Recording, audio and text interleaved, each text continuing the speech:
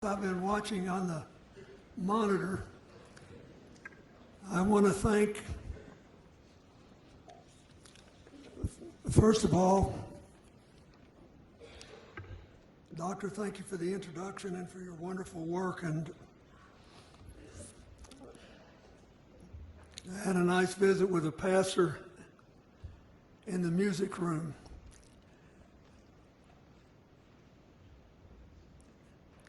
And thank you, Mayor Mayor Holt and Governor Keating.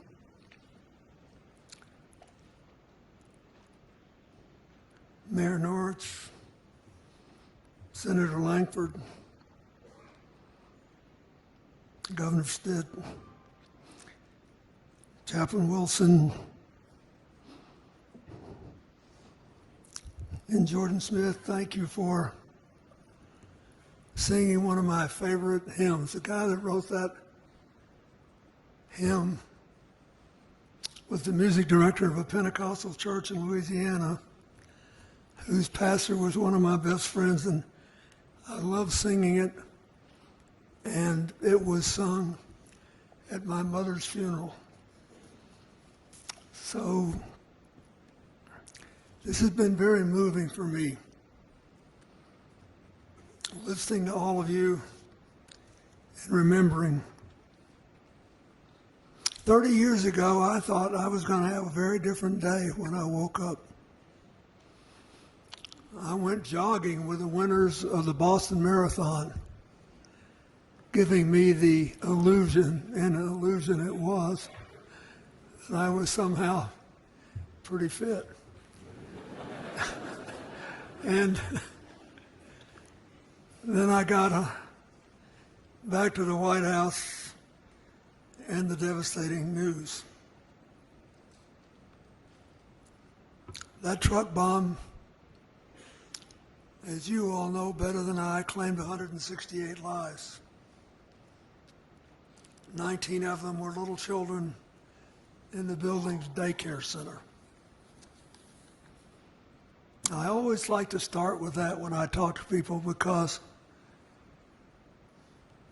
a lot of times fanatic will tell you, I'm sorry this, that, or the other thing had to happen, but you know, there has to be collateral damage sometimes to make a statement. I never have heard anybody say that who had to live with the damage.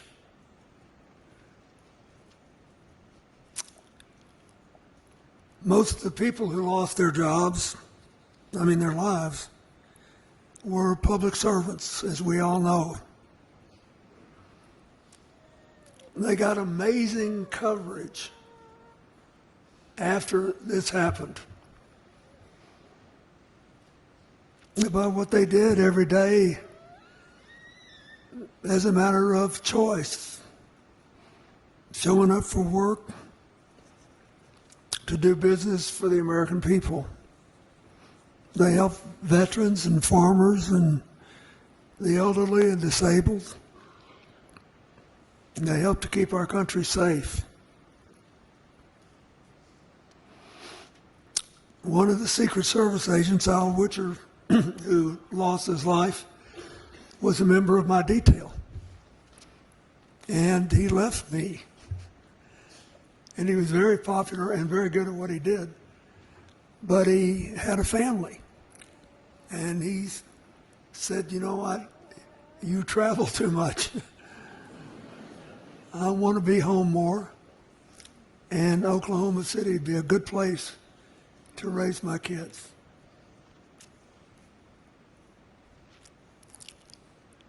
All of us who knew him thought he was going on a much safer journey, which shows you how little any of us can know about what tomorrow will bring.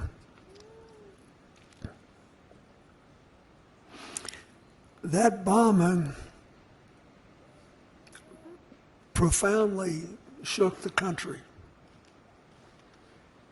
and did more to all of you.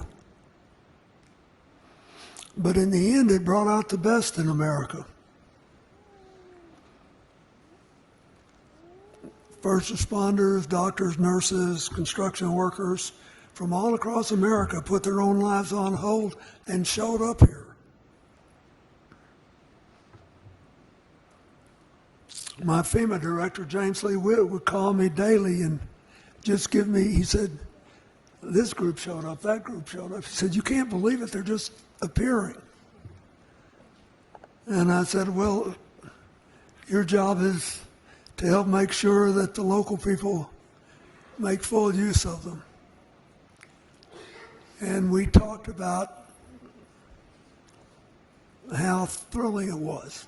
And I still run into people all across this country traveling around who tell me they went to Oklahoma City and how grateful they are after all this time that they had the chance to do it. There were other things. A lot of donations came in.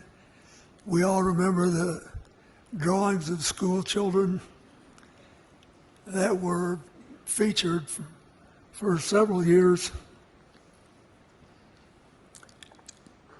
The cards, the teddy bears, the pennies. Everybody found their way to say something that was humane and supportive.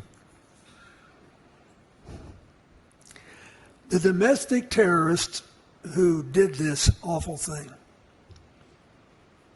believed that it would spark a nationwide upheaval against the American government.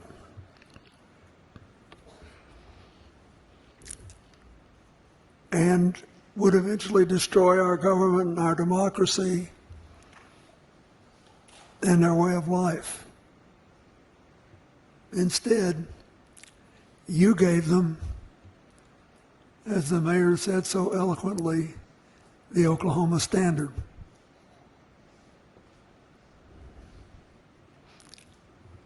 You gave them service, honor, and kindness.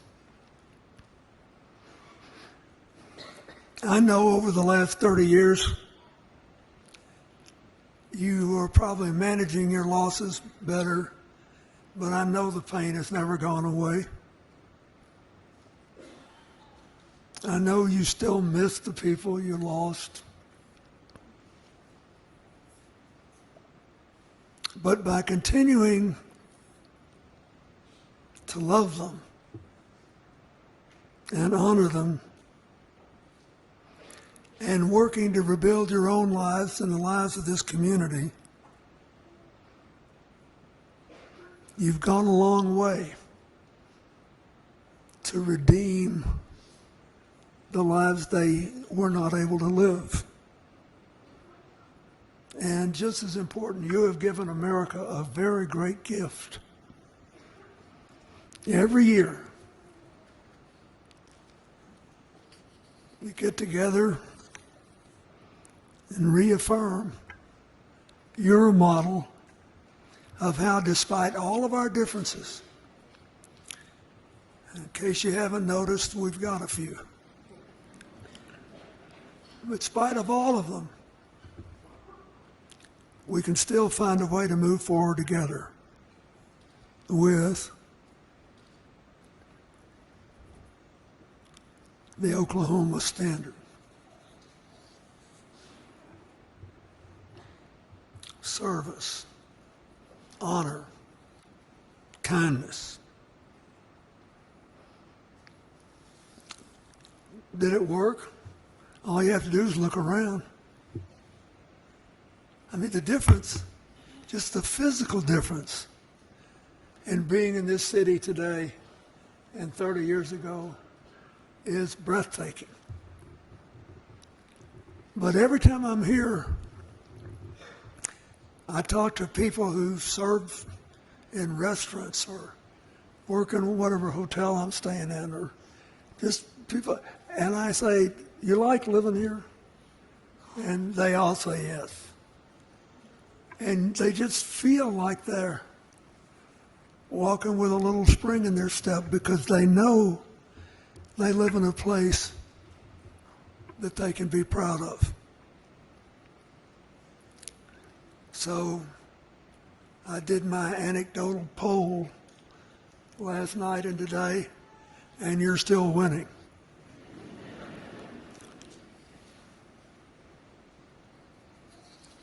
I think this is important.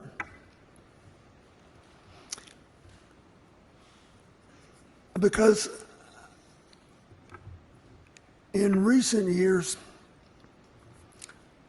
the country has grown more polarized. And on that awful day 30 years ago, you were the center of the polarization.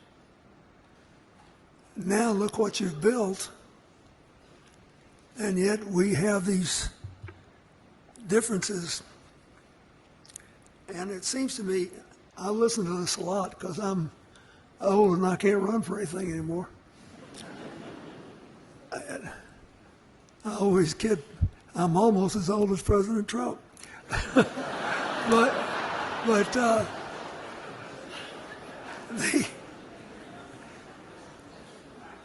if you listen to a lot of what I read and hear today, it's like everybody's arguing about whose resentments matter most, whose resentments are more valid. When is it okay to stretch the truth a little bit to increase your advantage? If our lives are going to be dominated by the effort to dominate people we disagree with, we're going to put the 250-year-old march toward a more perfect union at risk. None of us would ever get much done. Believe me, we've all got something to be mad about. Something legitimate to be mad about. You made a different decision. So my advice to America today is that we were there for you when you needed us. America needs you, and America needs the Oklahoma Standard. And if we all lived by it, we'd be a lot better off.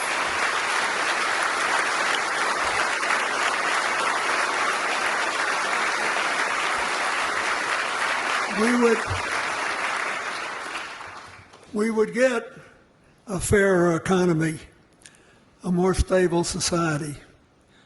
We would understand one another, and we wouldn't feel weak if we admitted we were wrong about something. It does you good every now and then to admit you're wrong.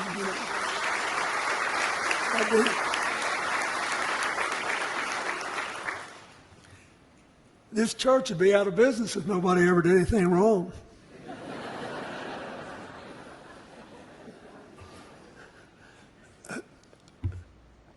We're laughing, but you know it's true. And so I ask you to think about that. I think all the time about the breathtaking changes you made here because of how you decided to respond. And this is hard work. President Eisenhower, who I think was underrated for several years, said that he worried about whether democracy could last in America because it required in the end such concentration and discipline and the willingness not to do things as well as to do them.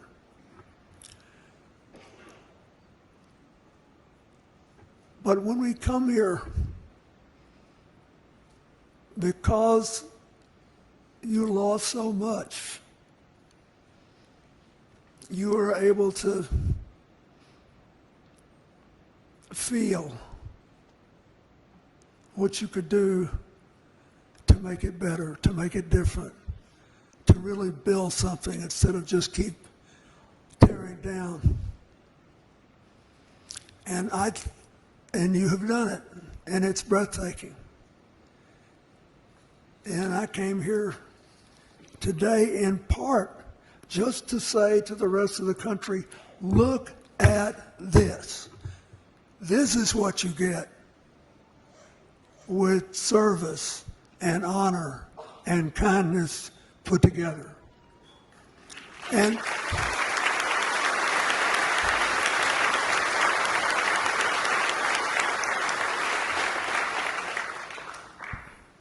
you know, a lot of people use the phrase more perfect union in speeches because it has a nice ring to it.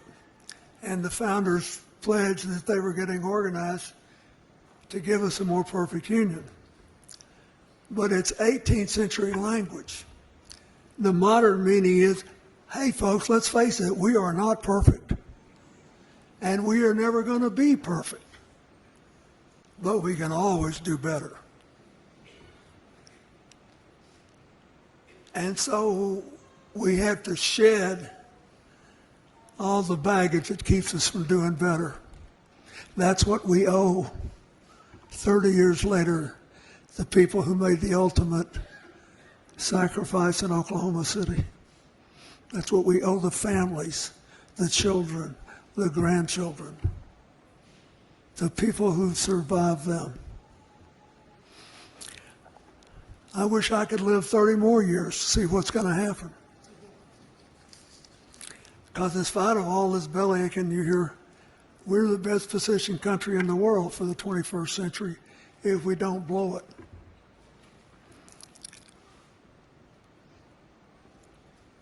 If we don't forget how you got from 30 years ago to today. And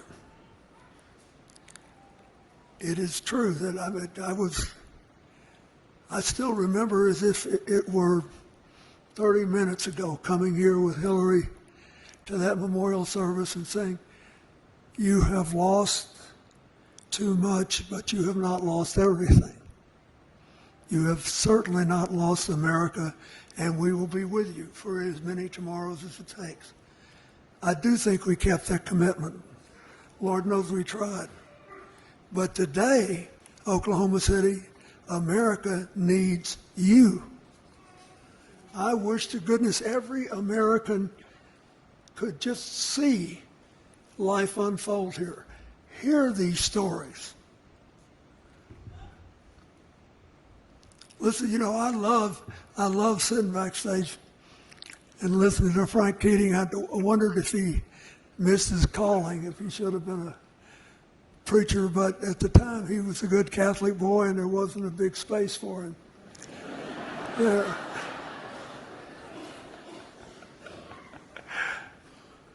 And some of you who were with us last night laughed when I told the story about how he beat my brains out in a student contest at Georgetown when we were both there.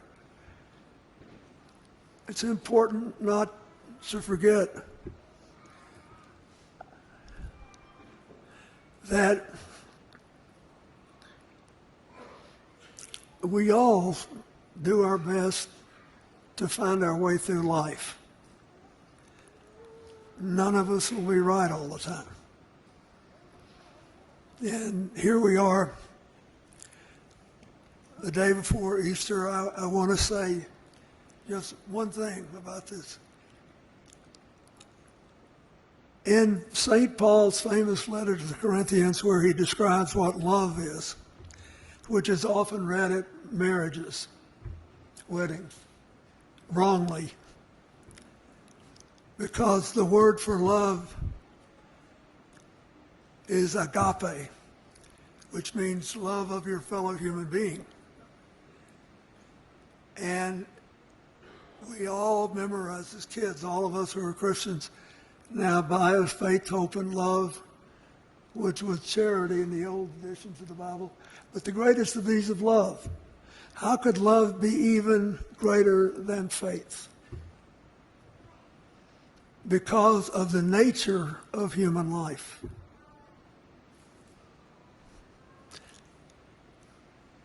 the end, I love this. It's my favorite. It's the only thing that I think every politician in the world of any religion would benefit from internalizing. Or St. Paul compares life on earth, fleeting though it is, with eternal afterlife with God. And he says, now we see through a glass darkly, but then face to face. Now I know in part, but then I will know even as I am known. And now abideth faith, hope, and love, these three, but the greatest of these is love. Why? Because we cannot have perfect knowledge. We have to wait to see things through the eyes of God. And like I said, that's what keeps the churches open and the chaplains busy. And thank God it does, but we have no idea, and I can't make this not a tragedy, we have no idea what all 168 of those people would have done with the rest of their lives. But we do know what they did that was good. We know the love that they generated, which was worthy.